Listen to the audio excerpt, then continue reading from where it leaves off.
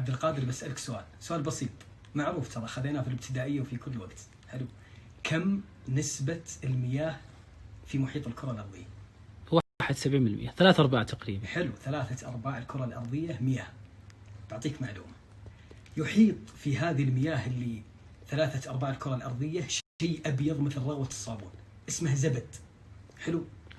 هل تتوقع أن ذنوبك أو ذنبي أو ذنبك طبعا كثيرة، بس هل تتوقع أنها بكثرة هذا الزبد اللي يحيط بالمياه اللي 3/4 الكرة الأرضية؟ تتوقع أنها بهذه الكثرة؟ قل إيوه.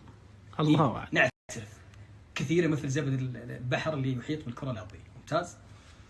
عندي لك عمل في 2.5 دقيقة، أنا حسبتها 2.5 دقيقة، إذا سويته تراه كلام بس، يغفر الله ذنبك لو كان مثل زبد البحر هذا كله، بل يحط الله خطيئتك.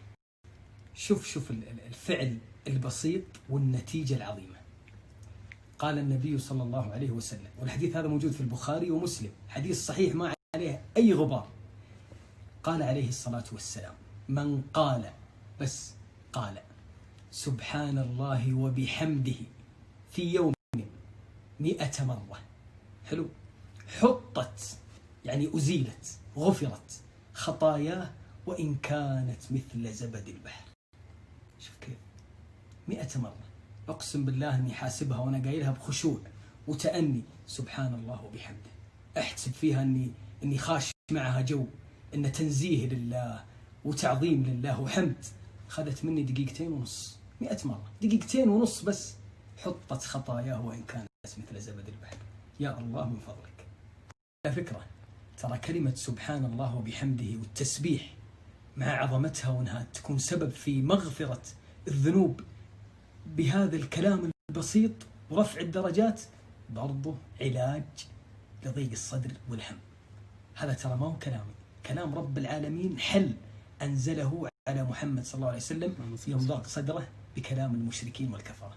قال الله: ولقد نعلم أنك يضيق صدرك بما يقولون فسبح بحمد ربك وكن من الساجدين واعبد ربك حتى يأتيك اليقين. شوف كيف يضيق صدرك بما يقولون، الحل فسبح بحمد ربك وكن من الساجدين.